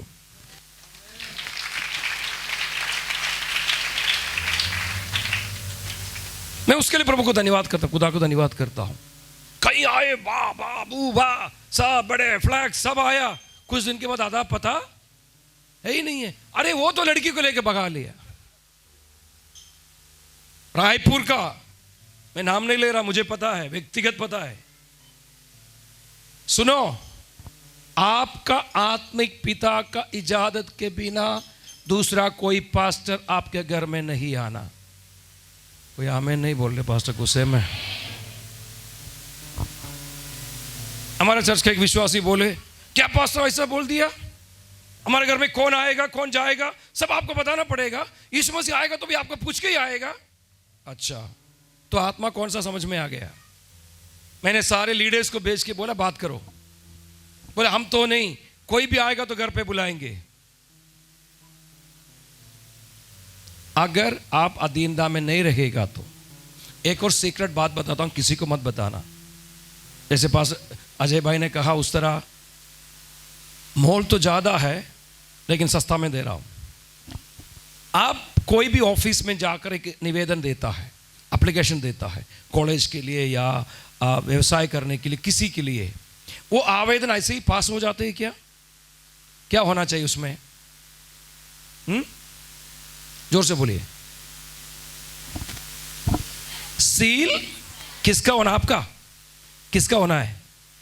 वो डिपार्टमेंट का हेड का सील। आप जो भी प्रार्थना करते हैं उसमें आपके पासवान का ठप्पा नहीं लेगा, सिग्नेचर नहीं लेगा, परमेश्वर वहीं रख देगा उसको। नहीं समझा ना? नहीं समझा आप लोग? अरे क्या खुदा से हम सीधा बात नहीं कर सकते? क्या पास्टर रमेश ही है, उसके अलावा कोई नहीं है क्या? इसको कहते हैं बेलवे की आत्मा। बेलवे की करने वाला। जांजगीर जापा में पास्टर से बलवा करने वाला एक व्यक्ति, उसके घर में मीटिंग में बुलाया। जैसे घर के अंदर कदम रखा, प्रभु ने एक वचन मुझे दिया। मैंने पास्टर से बोला, पास्टर जी प्रभु ने मुझे इस प्रकार का वचन दिया। वो चुप रहा। मैंने बोला जवाब क्यों नहीं दे रहे? मेरा दोस्त है वो जवाब ही नहीं दिया। प्रभु ने जो दिया सो मैंने बोला, आज तुम मन नहीं फिराएगा, तेरा जीवन खतरे में है, ऐसा ही बोला। 3 महीने के बाद पास्टर फोन करके बोला, वो पास्टर को सबसे ज्यादा परेशान करने वाला व्यक्ति था चर्च में। देखो चर्च किसका है, कलीसिया किसका है? पास्टर रमेश ना का, सिस्टर निर्मला का, किसका है? आप खिलवाड़ किसके साथ कर रहे हैं? ये कई लोग नहीं जानते हैं। मैं इतने साल से प्रचार कर रहा हूं, आज तक किसी कलीसिया को मैंने नहीं तोड़ा। हमारा चर्च में एक नियम है, कोई भी दूसरे कलीसिया का विश्वासी हमारे चर्च में आना तो जिस कलीसिया में पहले जाते थे वहां से पत्र लिखकर लाना है। नहीं तो भाई जाओ, तुम कहीं भी जाओ। अब सोचो, ए वाला कलीसिया में जाके, मैं कलीसिया का नाम ये रख रहा हूं, ए वाला कलीसिया में जाने वाला व्यक्ति व्यभिचार में पकड़ा गया, कलीसिया वालों ने उसको क्या कर दिया। लेकिन आजकल कई लोग बैठे हैं जाल लेकर, तो व्यभिचार भी करो, कुछ भी करो, बस तुम्हारा मोटा जय मसीह की चाहिए बस। अभी आप सोचेंगे वो व्यक्ति हमारा कलीसिया में आने से सुधर सकता है? भाई सुनो ध्यान से, उस व्यक्ति के अंदर जो आत्मा है, कौन सी आत्मा है व्यक्ति के अंदर? मुंह खोल के बोलना। और आप क्या कर रहे हैं? व्यभिचार की आत्मा को आपका कलीसिया में, फिर क्या होगा? कलीसिया के अंदर व्यभिचार की आत्मा कार्य करना शुरू होगा। ये सीक्रेट कई लोगों को नहीं पता, ध्यान रखना इस बात की। पास्टर लोग माफी चाहता हूं, लेकिन ये हकीकत है। मैं ज्यादा पास्टर्स के कॉन्फ्रेंस के लिए जाता हूं, क्योंकि पास्टर सुधर गया तो विश्वासी सुधरेगा। व्यभिचार की आत्मा, चर्च का सामान चोरी किया वो व्यक्ति, वो चर्च से निकाल दिया, ये चर्च में आ गया। ये चर्च में कौन सी आत्मा आएगा? कौन सी आत्मा आएगा? लाना है। ध्यान देना, पास्टर लोग ध्यान देना, आप भी ध्यान देना। उसको मिलो, समझाओ, वचन से समझा के बोलो, आपका जीवन में सुधार का जरूरत है, समझाओ। नहीं मानेगा तो प्रभु आपसे कुछ नहीं पूछेगा, अगर नहीं बताए तो प्रभु आपसे पूछता है। इसलिए पहला सेवकाई प्रेरित, दूसरा कौन सा है? भविष्यद्वक्ता। 3 प्रकार के भविष्यद्वक्ता। सच्चा झूठा भविष्यद्वक्ता को पहचानना बहुत जरूरी है। तीसरा, सबसे बड़ा कौन है? लेकिन आज कोई भी प्रभु के दास, मैं इवेंजलिस्ट बोलना नहीं चाहता हूं, नाम के साथ पास्टर नहीं तो अपोस्टल, प्रोफेट। लेकिन आपको पता है मसीह के पास एक को लाने का इससे बढ़कर कोई सेवकाई है ही नहीं है। एक सुसमाचार प्रचारक को पास्टर बनने से सफल नहीं होगा, क्योंकि उसका बुलाहट ही अलग है। वो व्यक्ति को कहीं भी डाल दो, वो सुसमाचार सुनाएगा, लोगों को प्रभु में लाएंगे, लेकिन ये लंबे उंगली के बाजू में कौन है? ये कौन है? ये कौन है? जोर से बोलिए ना। 4 बजे छोड़ देंगे, टेंशन मत लो। ये कौन है? ये कौन है? ये कौन है? उसका बाजू में कौन है? ये हमेशा दोनों चलता है, रखवाला पास्टर। सुसमाचार प्रचार करने वाला लोगों को प्रभु के पास लाते हैं, रखवाला यानी पास्टर उसको वचन में सुरक्षित रखता है, सिखाते हैं। अगला कौन है? 5वां, उपदेशक यानी शिक्षा देने वाला। आजकल कलीसिया में किसको नहीं बुलाते पता है आपको? शिक्षा देने वालों को। प्रॉफिट को बुलाएगा, चंगाई चमत्कार वालों को बुलाएंगे, शिक्षा करने वालों को। मैं कहीं भी मीटिंग में बुला, पहले बोल देता हूं, भाई 1 घंटा 2 घंटा कम से कम देना, आधा घंटे के लिए मत बुलाना। यहां तो ठीक है, आंध्रा में सब जाने से 7 बजे मीटिंग, 6 बजे मीटिंग शुरू होगा, 9 बजे तक गाना गाते रहेगा। अरे तुम्हारा परिवार से गा के गाओ, तुम्हारा। मैं बोले सारे गाना रिकॉर्ड करके घर में भेज देना, मैं घर में बैठ के सुनूंगा, मेरे पास टाइम नहीं है। आराधना है तो ठीक है, एक परिवार से माइक पकड़ना भी नहीं आता है, फिर भी यीशु का धन्यवाद करूंगा, गाना भी नहीं आता, फिर भी जबरदस्ती पास खड़ा करते हैं। सुनो, आराधना खेल नहीं होना चाहिए, आराधना वचन के अनुसार ही होना है। हालेलुया। तो प्रभु ने कितने प्रकार के सेवकाई कलीसिया को दिया? कितने प्रकार की? आप में से कुछ लोगों को प्रभु उसके लिए चुना है। खराबाशी थी नहीं है। इस कलीसिया से ये 5 प्रकार की सेवक लोग निकलेगा। इन दिनों में प्रभु उसके लिए तैयारी कर रहा है। जैसे सामुएल के पास शाऊल गया, परमेश्वर की वाणी शाऊल के पास पहुंच के कहा, हे शाऊल, तू खोया हुआ गोदों को ढूंढ कर आया, लेकिन परमेश्वर तुझे आज इस्राएल के राजा के रूप में अभिषेक करने के लिए चुन लिया गया है।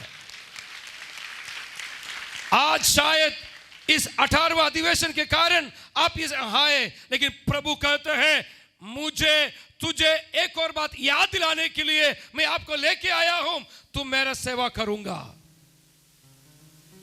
आप में से नौजवान कितने लोग मैं प्रभु की सेवकाई के लिए अपने आप को समर्पण करूंगा करके चाहकर अपने हाथ उठाना चाहते हैं?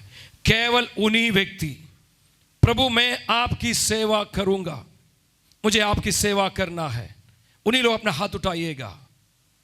इस कलीसिया से ये शुरू हो रहा है, अब अपने स्थान में खड़े हो सकते हैं। उन्हीं लोग, सब लोग खड़े नहीं होना, जो अपनी जीवन ये 5 प्रकार की सेवकाई के लिए समर्पण करना चाहते हैं।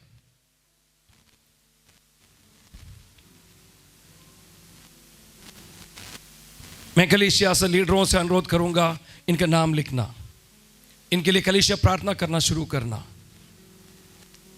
शायद आपको प्रभु ने प्रेरित के रूप में, या प्रभु आपको भविष्यद्वक्ता के रूप में, या सुसमाचार सुनाने वाले के रूप में, या एक पासवान के रूप में, या शिक्षक के रूप में आपको बुलाया गया है। आज सुबह जो भाई ने मुझे गाड़ी में लाया, मैंने उनसे पूछा, भाई तुम क्या काम करते हैं? सर मैं ड्राइवरी करता हूं, जब कभी पास्टर को जरूरत है मैं जाके मदद करता हूं। वो भी एक बुलाहट है, मदद करने वाली वरदान जिसको है वो मदद करेगा। बर्तन मांजना एक सेवकाई है, कपड़ा धो के देना प्रभु के दासों की सेवकाई है। इस कलीसिया में प्रभु अलग अलग प्रकार की वरदानों से आपको भर के रखा है। खाली मत बैठना, कुछ लोगों को देने का वरदान प्रभु दिया। आज तुम्हारा गोद खाली है तो भी प्रभु कहते हैं तेरे गोद को मैं भर रहा हूं, ताकि तू कलीसिया के लिए बहुत ऐसे देने वाला बन सके।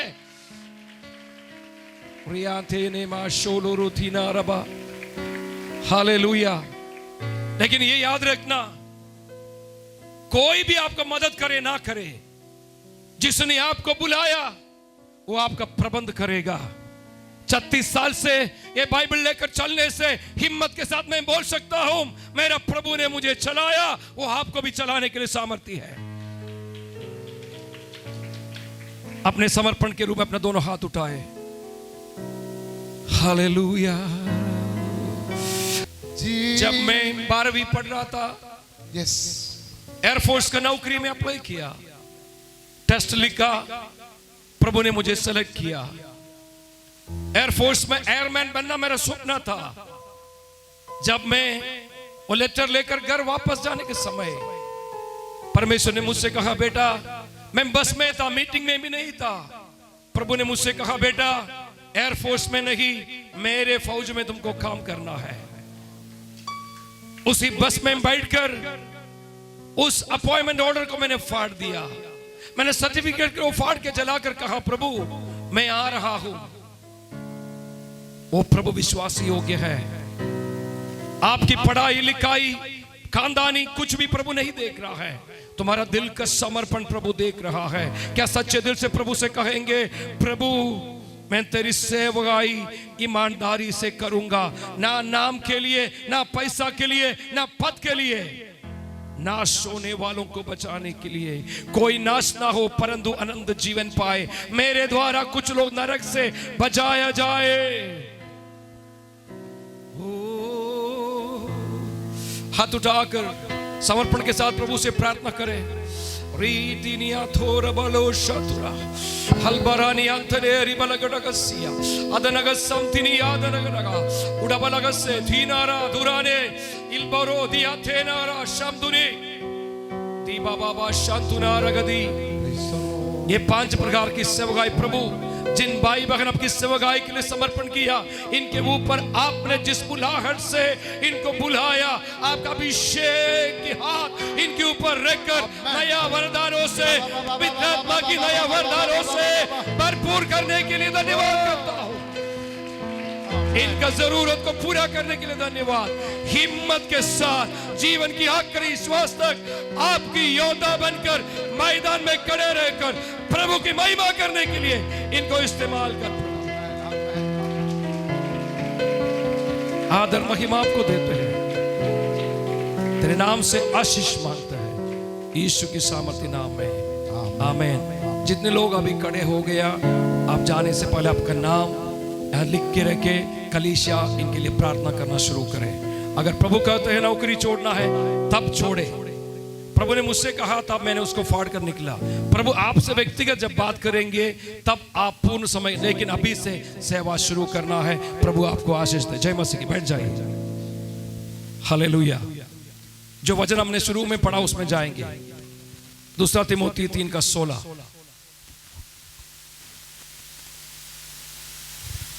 दूसरा तिमोथी 3:16-17। संपूर्ण पवित्र शास्त्र, संपूर्ण पवित्र शास्त्र परमेश्वर की प्रेरणा से रचा गया है। इसमें कोई शक मत करो, ये परमेश्वर की प्रेरणा से दी गई है। आजकल YouTube बहुत प्रचलित है, हमारा भी है, लेकिन एक बात बोलना चाहता हूं। एक व्यक्ति है छत्तीसगढ़ के अंदर, लगभग 50 कलीसिया उनका YouTube संदेश के कारण बंद हो गया, दीवाना हो गया। चर्च में जाने का जरूरत नहीं है, दशवांश देने के लिए लिखा नहीं है। पुराना नियम का है, संपूर्ण पवित्र शास्त्र, पुराना हो नया हो, इसमें लिखी हुई बात आपका मेरा आशीष के लिए लिखी है। ऐसा गलत शिक्षा में पढ़कर एक और झुंड निकला। एक बार मेरे पास्टरों से कहा, चलो उसको पकड़ना है। वो कहते हैं बपतिस्मा लेने का जरूरत नहीं है, हालेलुया नहीं बोलना, आराधना में जाने का जरूरत नहीं, घर में बैठ के प्रार्थना करने से प्रभु सुनता है। मैंने कहा उनका लेटची कौन है? मसीहियों का घर, बाकी घर में नहीं जाते। भगाया हमने उसको वहां से, बोला आइंदा इस जगह में नहीं आना। देखो कोई ना कोई खड़े होना पड़ेगा, प्रभु के बुलाहट के साथ खड़े होना है। हालेलुया। यहां लिखा है संपूर्ण पवित्र शास्त्र। दशवांश का बात आ गया तो 1 मिनट में इस बात बोलना चाहता हूं। मलाकी 3:8 पढ़िएगा। 4 बजने के लिए टाइम है ना क्या अभी? मनुष्य परमेश्वर को धोखा दे क्या सकता है? मनुष्य परमेश्वर को धोखा दे सकता है। पति को धोखा दे सकता है, पत्नी को धोखा दे सकता है, मां बाप को धोखा दे सकता है। मैंने कल कहा ना, ये मोबाइल में आप चैटिंग करते हैं, अभी ये लड़कियों का लड़कों का मोबाइल चैटिंग का तरीका बदल गया। कब आओगे का आ, मां बाप को क्या समझ में आएंगे?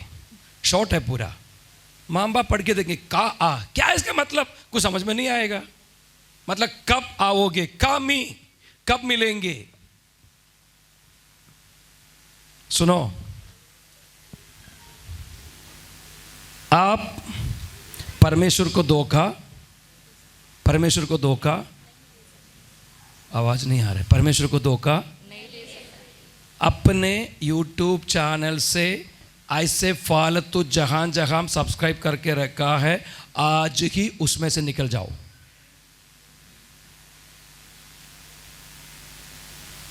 इंस्टाग्राम में है, फेसबुक में है, उनमें से सब हट जाओ। मैं हमेशा एक बात को याद रखता हूं, मैं बहुत चाय का दीवाना वाला व्यक्ति था। सुबह उठकर एक हाथ में चाय, एक हाथ में न्यूज़पेपर। सुबह 5 बजे उठ के उसके लिए तड़पते थे। कहीं भी जाते हैं तो सबसे पहले बाहर खड़े होते हैं, पेपर वाला कब आएंगे, चाय भी चाहिए साथ में। एक दिन परमेश्वर ने एक सवाल मुझसे पूछा, तो दिन का शुरुआत में दुनिया का खबर सुनना चाहते हो या मेरा वचन सुनना चाहते हो? मैंने निर्णय लिया, प्रभु तेरा वचन तू ही मेरे लिए बड़ा है। अगला दिन पेपर वाला आया तो मैंने बोला, भाई कल से पेपर मत डालना। सर क्या हो गया? कुछ नहीं हुआ। दूसरा पेपर डाल, नहीं चाहिए। सर इंग्लिश नहीं चाहिए। मैंने बंद कर दिया। पेपर पढ़ना पाप नहीं है, ठीक है। 6 महीने तक घर में पेपर लाना बंद कर दिया। सुबह उठकर बाइबल पढ़ के प्रार्थना करके ही बाहर निकलेगा। फिर बात की बात, मेरा बाइबल में नहीं पता आपका बाइबल में क्या लिखा है। बाइबल का पहला वचन क्या है? देखना, बिना देखे बोलिएगा। आदि में परमेश्वर। मिलके बोले, बच्चे मिलके बोले। अरे बच्चे इससे नहीं, तुम्हारा आवाज तो बहुत ज्यादा है। बोलिए ना, बच्चे मिलके बोले। खेलने वाले बच्चे बोलिए, बोलिए। आदि में परमेश्वर। चर्च बच्चों को खेलने का जगह नहीं है, ठीक है। मैं जब दुबई के चर्च का पास्टर था, चार्ज लेके अगले हफ्ते 10-12 बच्चे हैं। सारे बच्चे सामने आकर चिप्स जूस सब लेकर सामने बैठकर शुरू हो जाएगा। मैंने कहा, पहला मीटिंग में ही कहा, चर्च रेस्टोरेंट नहीं है। कल पास्टर साहब ने रेस्टोरेंट का अच्छा एक मीनिंग बता के दिया, रेस्ट और रेंट। मैंने कहा बच्चों को खिला के लाओ, नहीं तो पीछे बैठ के खिलाओ। सब सामने बैठकर चिप्स खोल रहा है, बिस्कुट खोल रहा है, एक के पास वो नहीं है, वो लड़ रहा है। चर्च रेस्टोरेंट नहीं है। बच्चों को खाना पीना खिला के लाना, नहीं तो पीछे बैठना। गुस्सा वाला जोर से बोले हालेलुया। हाँ देखो, कुछ लोगों को गुस्सा आ गया, धन्यवाद। वो तो अच्छी बात है, कुछ लोगों को गुस्सा आ रहा है। सुनिए, गलत शिक्षा में नहीं पढ़ना। यहां लिखा है परमेश्वर को धोखा देता है। एक सवाल आगे क्या लिखा है?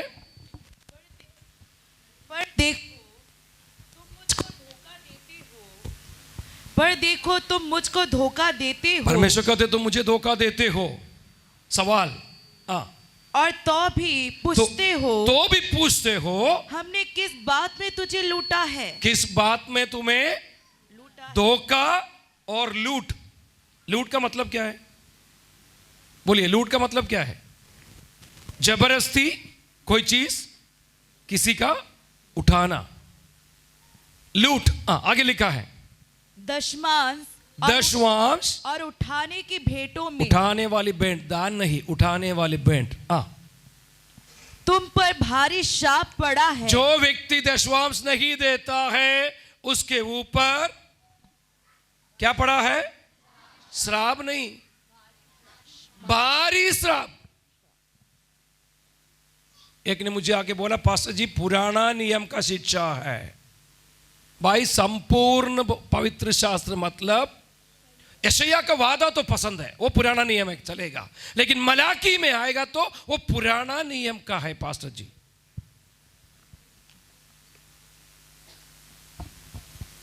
ईमानदारी से दशवांश देने वाला हाथ उठाओ। चर्च का मीटिंग है ना, इसलिए पूछ रहा हूं। बाकी लोग हाथ लाना भूल गए क्या?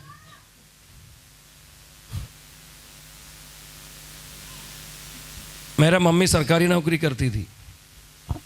आपके बारे में बोलने से आपको बुरा लगेगा, मेरा मम्मी के बारे में बोल देता हूं। मैं बपतिस्मा लेने से लेकर आज तक प्रभु की दया, प्रभु की करुणा, दशवांश में छूट नहीं हुआ।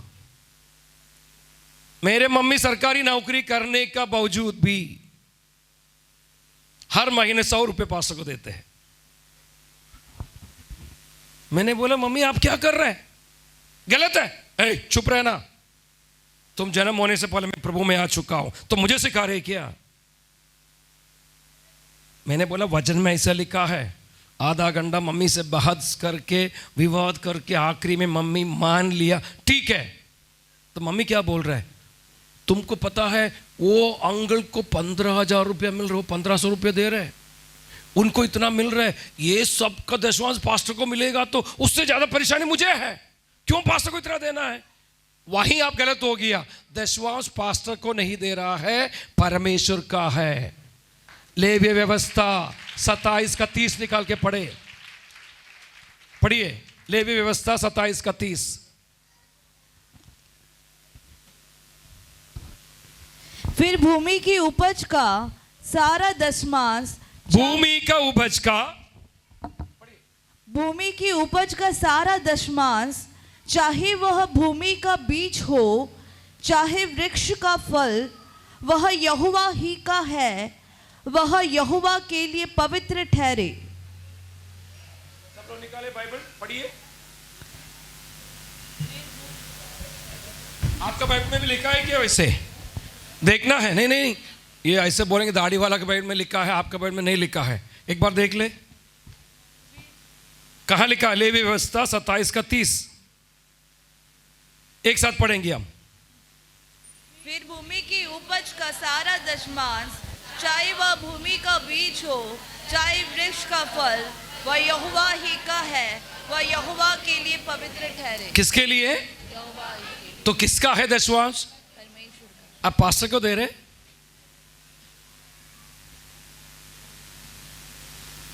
अभी जो फसल कटा, सबका फसल बिक गया सोसाइटी में? नहीं बिका। हमारा कलीसिया में आना, बोरी पड़े रहेंगे चर्च के सामने। 30 कट्टा मिला, पास्टर 3 कट्टा लेके आते हैं। कोरापुट में एक कलीसिया में प्रचार कर रहे थे, मैंने प्रचार किया। उस साल 121 बोरी अनाज पास्टर को मिला। पास्टर बहुत खुश। अगले साल पास्टर को 16 बोरी ही मिला। मुझे फोन करके बोला पास्टर फिर से मेरे चर्च में आके प्रचार करना। क्या प्रचार करना? दशवांश, क्योंकि आपने उस दिन प्रचार किया तो मेरे चर्च में इतना आया था। मैंने पूछा आपको 121 बोरा तो मिला था, उसको क्या किया? वो सब मैंने बेच दिया। उस कलीसिया में ऐसे भी लोग था जिसके पास 2 वक्त का रोटी नहीं है। इसमें से कुछ बोरी तो क्या कर सकते थे, उनको भी। सुनो, नियम सीखना है। दुबई में एक चर्च में सिखाया, सारे लोग दशवांश देना शुरू कर दी। विश्वासी लोग फोन करके बोले पास्टर जी हमारे पास हर साल जमीन ले रहे। पास्टर जमीन लेने तो मुझे कोई बुराई नहीं है, चर्च हॉल का किराया नहीं देगा, कोई मेहमान आए तो पैसा नहीं देगा, खर्च नहीं करेगा, फिर हम क्यों पास्टर देना है? सुनो, दशवांश किसका है? जोर से बोले। आप किसको दे रहे हैं? फिर आप पास्टर के बारे में क्यों सोचते हैं? पास्टर उसका गलत इस्तेमाल किया तो परमेश्वर आपसे नहीं पूछेगा। किससे पूछेंगे? परमेश्वर उनसे पूछेगा। अगर मैं ये यहां आकर ये सच्चाई नहीं बोले तो प्रभु मुझसे पूछेगा। इसलिए एक बार मेरे कलीसिया में साल में एक बार दशमांश को मैं प्रचार करता हूं। दे ना दे मेरा मतलब नहीं है, प्रभु ने मुझसे दोषी नहीं ठहराना है। तो दशमांश किसका है? जोर से बोले, पड़ोसी को हाथ मिलाकर बोले, दशमांश पास्टर का नहीं है, परमेश्वर का है। बराबर दशमांश देना है। चेहरा देके बोलना, हाथ मिला के। उसके लिए थोड़ा हिम्मत चाहिए। मैंने कहा ना, मेरा चर्च का सारे लोग कपड़े का भी दशमांश देता है।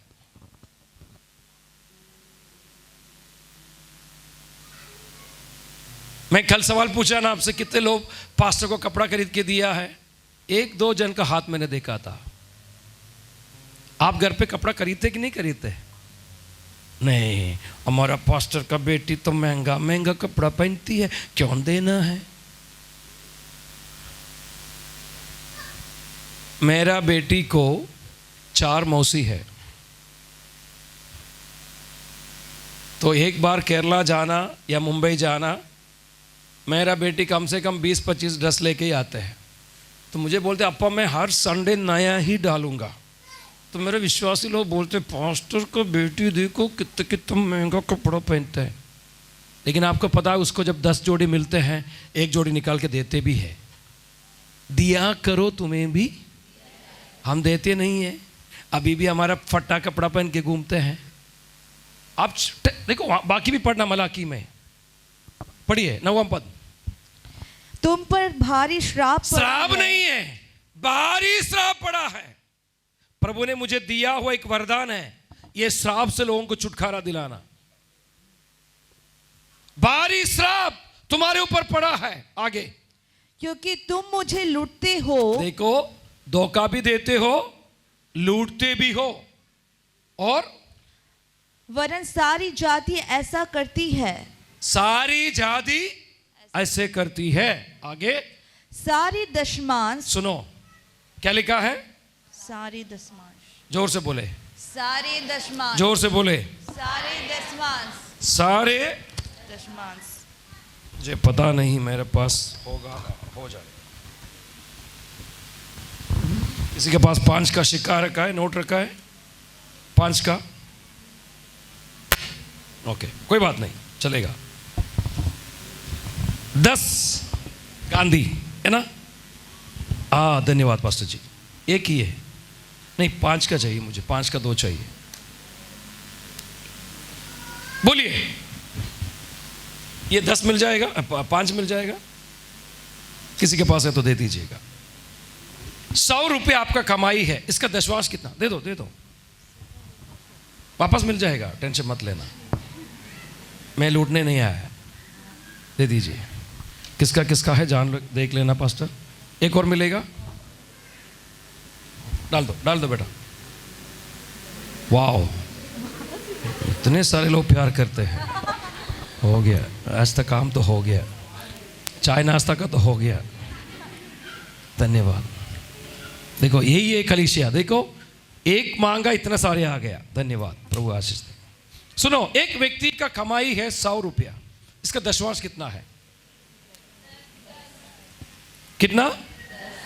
10 है ना? अभी मलाकी 3:10 में क्या लिखा है? सारे दशमांश। सारे दशमांश। तो 100 का सारे दशमांश कितना है? 10। अब सोचिएगा, कोई एक बहन मुझे चाहिए, खड़े हो जाएंगे अपने अपने आप कमाते हैं क्या? पढ़ाई करते ना? बैठो, कमाने वाला कोई बहन भाई कोई भी खड़े हो जाए, जल्दी जल्दी। ठीक है, आप कमाती है, वेरी गुड। कितना है वो नहीं पूछ रहा हूं मैं, ठीक है। ये बहन कमाती है, 100 रुपये उसका कमाई है, इसका दशमांश कितना है? जोर से बोले, 10। पास्टर 1 मिनट के लिए खड़े हो जाएंगे मेरे साथ। आपका बीच में हम दोनों यहां प्रचार करने के लिए आया।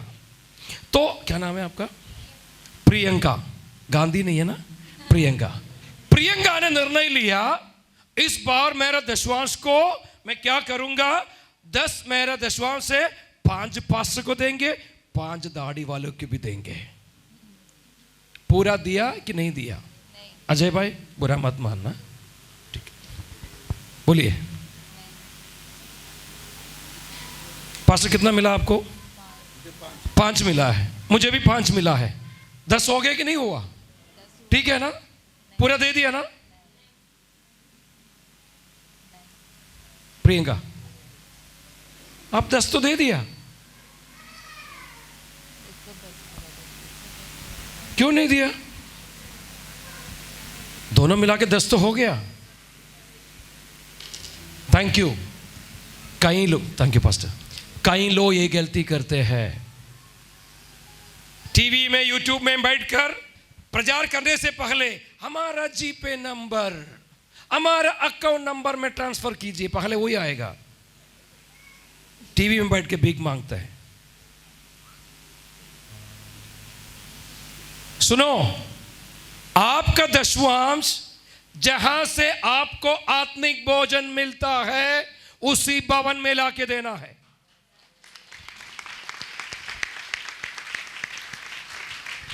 टीवी में कई हस्तियां हैं, जब आपका घर में कोई बीमार है वो आएगा आपका घर में, मिलने जाने तो 25,000 मांगते हो।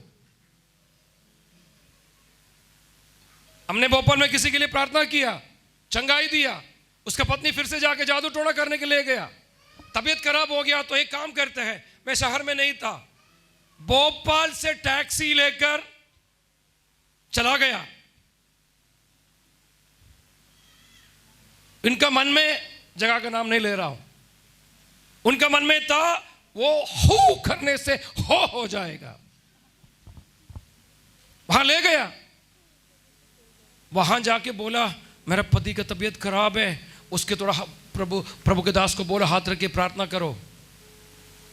पैसा भरा किया, कितना? 25,000। ये सुन के हैरान हो कि हमको फोन कर रहे हैं, पास्टर जी।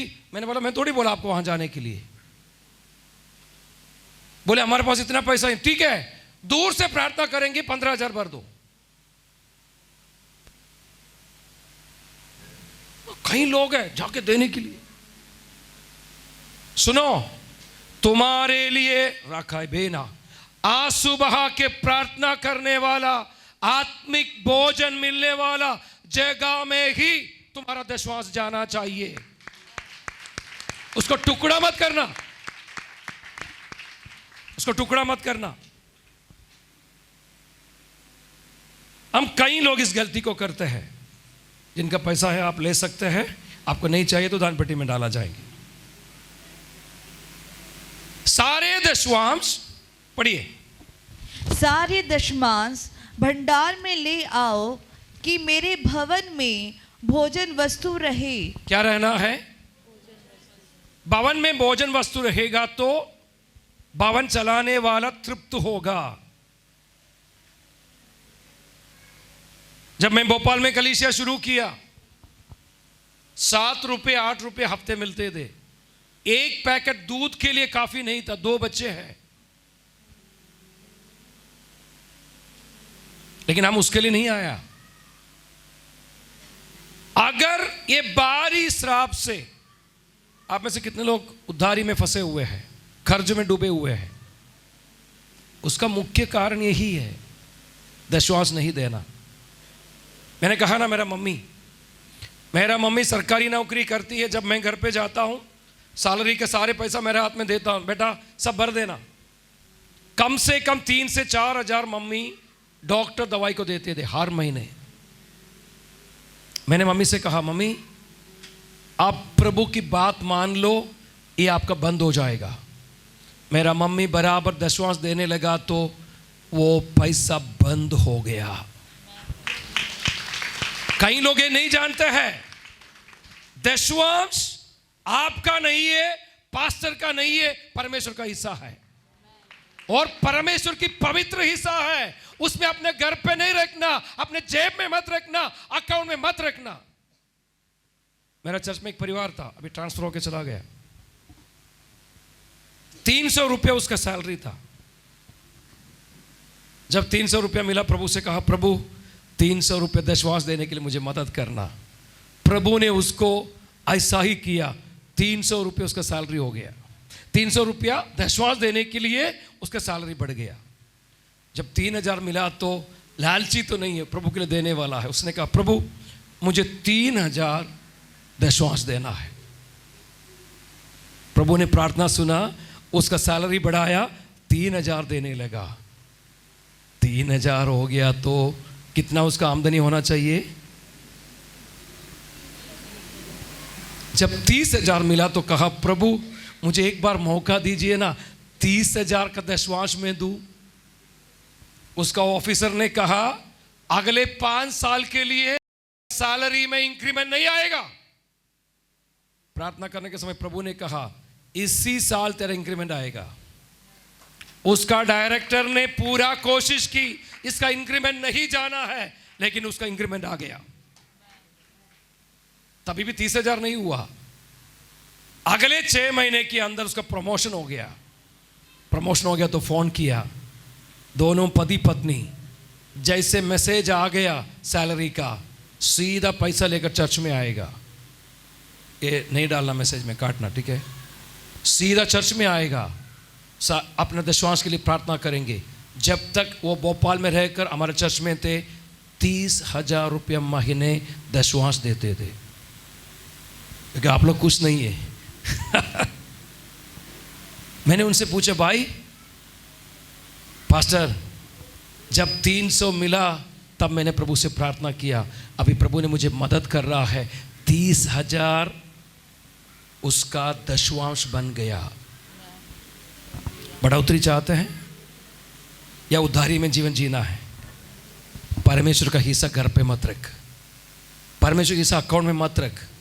मेरे मम्मी जब से इस बात को सीखा, सैलरी मिलेगा सीधा पास्टर के घर पे उतर कर पास्टर से मिलकर सैलरी देकर अपना पास्टर से बोलते थे पास्टर आप दशवांश निकालो, उसके बाद ही मुझे देना। उसके बाद मेरा मम्मी का हालत सुधर गया। आर्थिक तंगी दूर होना है, परमेश्वर का वचन को मानो। वो लंबे वाल वाला जो यूट्यूब में बैठ के बोलते हैं उसका बहकावे में मत आना। इसमें लिखा हुआ वचन बराबर है। नया नियम में भी लिखा है, मत्ती 23 में यीशु मसीह कभी इनकार नहीं किया। यीशु मसीह कहा दशवांश देना है। अगर नया नियम का देना है तो गलाती 6 का 6 पढ़ लीजिएगा। गलातियों 6 का 6। जो वचन की शिक्षा पाता है जो वचन की शिक्षा पाता है वह सब अच्छी वस्तुओं में, किससे? सब अच्छी वस्तुओं में। तेरा घर पे अच्छा खाना बन गया तो भी देने के लिए लिखा है। अच्छी वस्तुओं में सिखाने वालों को भागी करे। सिखाने वालों को मतलब भाग देना है। एक परिवार में 4 लोग हैं तो आपका आमदनी को 5 करके एक हिस्सा प्रभु को देना है। तो चुप हो जाता है। जो दशवांश भी बराबर नहीं देते हैं हिस्सा कहां से देगा? कितने लोग नाराज है? जोर से हाथ उठा के धन्यवाद करो प्रभु को। वो कोई नाराज नहीं है, धन्यवाद प्रभु को। जितने लोग खुश है प्रभु को धन्यवाद करें। ये वचन समझ में आ रहे हैं आपको? दशवांश किसका है? जोर से बोले। क्या दशवांश अपने पास रख सकते हैं? दशवांश को अपने पास रखने से हम हमारे ऊपर भारी श्राप को लाते हैं। इसलिए दशवांश कहां लेके आना? टीवी वालों को नहीं, यूट्यूब वालों को नहीं, आप जिस कलीसिया का सदस्य है उसको देना। एक और बात बोलूंगा, यहोशू इस्राएलियों को लेकर यर्दन के तट पे आया, उस पार होना है। परमेश्वर ने कहा संदूक लेकर याजकों को यर्दन में भेज और 2000 हाथ का दूरी बनाए रखना। परमेश्वर की कहने के अनुसार याजक लोग संदूक को कंधे पे लेकर यर्दन नदी में उतरा, पानी का बहाव बंद हो गया, इस्राएली लोग पूरा उस पार हो गया। आपको पता है ये सारे लोग उस पार कैसे हुआ? कुछ लोग संदूक लेकर वहां खड़े हैं, आपके लिए आंसू बहाकर, आपके लिए दुआ करने वाला आपका पासवान परिवार को नहीं भूलना। सारे लोग उस पार गया, सब खुश हो गए, अरे हमारे मुर्गी सब आ गई, क्या बकरी आ गई, गाय आ गई, सब आ गया। लेकिन काफी देर से संदूक लेकर पैर दर्द कर रहा है, कंधे पे दर्द हो रहा है, वो छोड़ के भाग नहीं सकता। अगर ये छोड़ दिया तो ये लोग नाश हो जाएगा। कोई ना कोई आपके लिए कंधे दिया है, आपका प्रभु के दास परिवार आपके लिए आंसू बहाया है, इसलिए उनको कभी नहीं भूलना। आपका जीवन में तरक्की इसलिए आ रहे, आप अच्छा घर इसलिए बना रहे, आप अच्छा गाड़ी इसलिए चला रहे, आपके बच्चे अच्छे पढ़ाई इसलिए कर रहे, कोई आपके लिए प्रार्थना कर रहा है, कोई संदूक उठा के खड़े हैं। हालेलुया। भाई बहन, उनको मत भूलना। आपका दशवांश कहां आना चाहिए? कहां? यूट्यूब वालों को, टीवी वालों को आप दे सकते हैं, लेकिन 90% से जो आपका दशवांश चर्च में देना, बाकी 90% से आप अपने मर्जी से दे सकते हैं। लेकिन दशवांश के लिए बराबर है, उसको टुकड़ा नहीं, आधा इधर आधा टीवी वालों को नहीं दे सकता। बाकी पढ़िए। और सेनाओं का यहोवा यह कहता है, सेनाओं को यहोवा यूं कहता है कि ऐसा करके मुझे परखो। वचन में एक ही जगह में परमेश्वर को परखने के लिए इजाजत दिया, वो यही है देने का विषय में। अब बराबर परमेश्वर को दशवांश देकर परमेश्वर को परखो, आपका खत्ते भरे जाएंगे, आपका खेत भरे जाएंगे, आपका गाय बैल भरे जाएंगे, आपका घर में उधारी का बोझ नहीं आएगा, आपके बच्चों को अच्छा भविष्य होगा, क्योंकि श्राप, बारी श्राप तुम्हारा घर से हट गया, केस से हट गया, दंता से हट गया, तुम आशीषित हो जाएगा। हालेलुया। पढ़िए।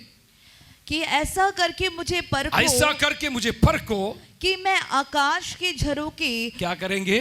आकाश के झरोके तुम्हारे लिए खोलकर। किसके लिए? जो बराबर परमेश्वर की वचन को मानता है, उसके लिए खोलकर तुम्हारे ऊपर अपरंपार आशीष की वर्षा करता हूँ। सिर पे हाथ रख के बोले, मेरे ऊपर। अपना नाम लेकर बोले, ग्लैडी के ऊपर। जोर से बोले अपना नाम लेकर, मेरे ऊपर परमेश्वर का अपरंपार आशीष हमेशा उंडेले रहेंगे। आमीन। फिर से पढ़े उस पद को। और सेनाओं का यहोवा यह कहता है कि ऐसा करके मुझे परखो, ऐसा करके मुझे परखो कि मैं आकाश के झरोकी तुम्हारे लिए खोल। किसके लिए? किसके लिए? जो देने वाले हैं, किसके लिए? मेरे लिए। अपना नाम लेकर बोलिए। ग्लैडी के लिए। किसके लिए? ग्लैडी के जोर से बोले। ग्लैडी के लिए। अरे शैतान सुनने तो, शैतान क्यों आपको दशवांश देने से मना कर दे पता है आपको? अगर भवन में भरपूरी हो गया तो और लोग सुसमाचार सुनेगा, शैतान से कब्जे से छूट जाएगा, आपको रोक के रखेगा, आप साबित हो जाएंगे और आपका परिवार साबित हो जाएंगे, नए लोग उद्धार में भी नहीं आएगा। ये शैतान का चालाकी है। हम क्या सोचते हैं? पास्टरों को मिलने के लिए मांगते हैं। भाई नहीं, ये वचन का नियम है। अपरंपार आशीष पाने के लिए, कर्ज से मुक्ति पाने के लिए, उद्धारी का बोझ से हटने के लिए, आज यहां से जाने से पहले आपका श्राप हट के जाना है।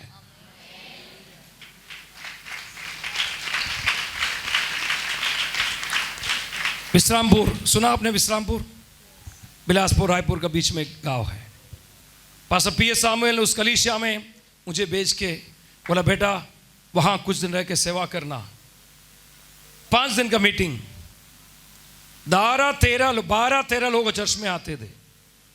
8 रुपये 10 रुपये वहां का बेड था, 1 किलो चावल। 5 दिन का मीटिंग हुआ। वो पास्टर ने बोला, दाढ़ी वाले मैंने सुना है तो देने वाले की प्रचार करते हैं, हम मुंह नहीं खोलना। मैंने कहा प्रभु की आत्मा अगुवाई करेगा तो जरूर बोलूंगा।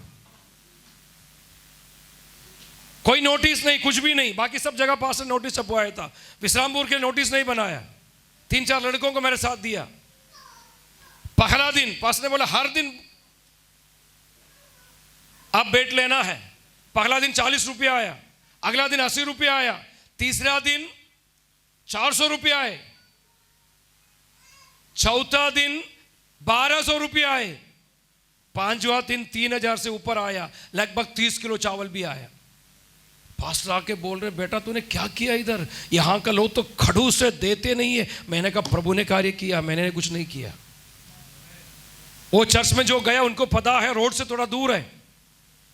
मैंने कहा ना कुर्ता ही पहनते थे, कुर्ता में यहां जेब है, यहां जेब है, यहां सब जेब है। जैसे मैंने चल के बस स्टैंड के लिए चल रहे थे, लोग घरों से निकलकर 10, 20, 50, 100 का नोट मेरे जेब में भरने लगा। ये देखकर पास्टर ने बोला ये क्या कर रहे हैं, इतने साल मैं तुम्हारी सेवा कर रहा हूं, मुझे तुम नहीं दिया, ये दाढ़ी वाला तुमको डांटा, उसको क्यों दे रहे? उन्होंने बोला श्राप से उसने बाहर लाया। Praise the Lord. भाई प्रभु मुझे दिया हुआ एक आशीष है लोगों को श्राप से बाहर लाने का। ये दशवांश का श्राप से, बाहरी श्राप से बाहर आकर ये कलीसिया का उन्नति, 5 प्रकार की सेवकाई, प्रभु समय देगा तो 2 तिमोथी 3 अध्याय 16-17 पद हम आगे विवरण करेंगे। हालेलुया। कितने लोग चाहते हैं मुझे बाहरी श्राप से छुटकारा चाहिए? अपने आंखें बंद करें, हो सकते तो घुटना में बैठे और प्रभु से कहे प्रभु मैं काफी साल से मेहनत कर रहा हूं, काम कर रहा हूं, मुझे छुटकारा नहीं है। प्रभु आज मैं समझता हूं मेरे जीवन में ये बाहरी श्राप, ये बोझ क्यों मेरे ऊपर है। मैं कई बार चोरी किया प्रभु, मैंने प्रभु को, परमेश्वर को धोखा दिया, लेकिन आज मैं निर्णय लेता हूं सच्चे दिल से प्रभु से आप एक वाजा बांधे। याकूब ने सच्चे दिल से वाजा बांधकर कहा जो मुझे मिलेगा उसका 10वांश मैं दूंगा। प्रभु ने याकूब को बहुत सारा आशीष दी। 10वांश आराधना का हिस्सा है। 10वांश अलग शिक्षा नहीं है, गिविंग, आराधना एक गिविंग है, देने का हिस्सा है।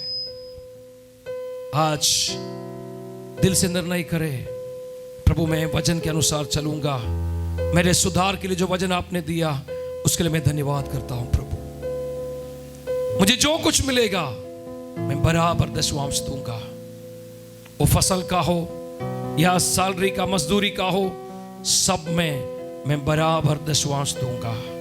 1 मिनट मुंह खोल के सब लोग प्रार्थना करें, एक निर्णय के साथ प्रार्थना करें। Hallelujah, hallelujah. सब लोग आवाज उठा के प्रार्थना करें, इधर उधर ना देखे। आज का दिन बाहरी श्राप से आप बाहर आना है।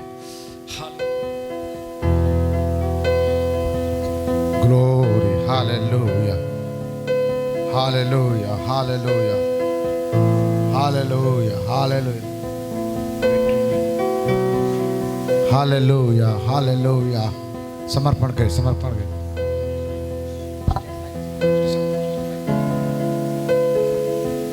Hallelujah, glory, yes Lord.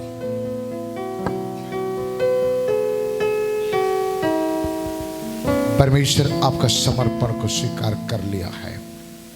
Yes, समर्पण में परमेश्वर का अभिषेक उतरता है। सच्ची समर्पण में परमेश्वर का अभिषेक उतरता है। हालेलुया। प्रभु आपके बेटा और बेटी आपका उपस्थिति में आपके वचन सुन करके अपने आप को समर्पण किए प्रभु जी। हाँ पिता, इनके समर्पण को आप स्वीकार कर ले।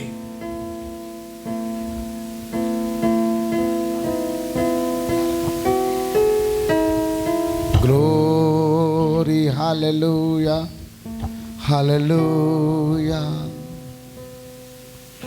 Yes Lord. हा हा हा हा, हालेलुया, हा हा हा, हालेलुया, हा हा हा, हालेलुया, हा हा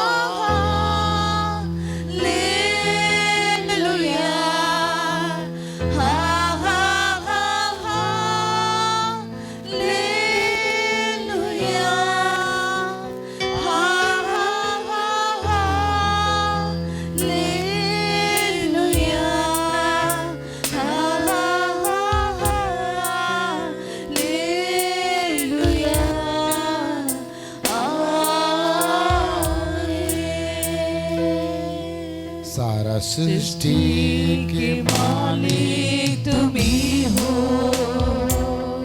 सारी सृष्टि के रक्षक तुम ही हो, करते हैं तुझको सादर प्रणाम, गाते हैं तेरे ही गुणगान, सारी सृष्टि के मालिक तुम ही हो, सारी सृष्टि के रक्षक तुम ही हो, करते हैं तुझको सादर प्रणाम, गाते हैं तेरे ही गुणगान।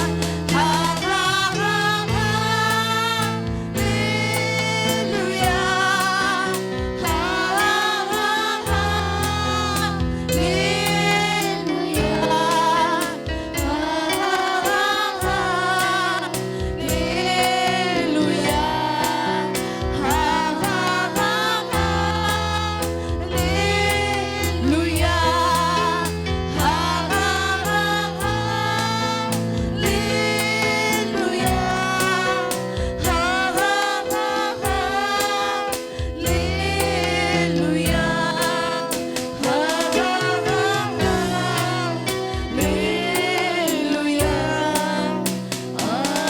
हा हा, यस लॉर्ड। हर एक लोग का समर्पण को प्रभु आप स्वीकार कर ले और वो श्राप से छुटकारा दे दे प्रभु जी। जो गलती करने के कारण से जो श्राप आया है, यीशु मसीह के नाम से उस श्राप से छुटकारा पा जाए। प्रभु जी सहायता कर, धन्यवाद करते हैं, महिमा आपको देते हैं, यीशु के नाम से मांगते हैं, आमीन।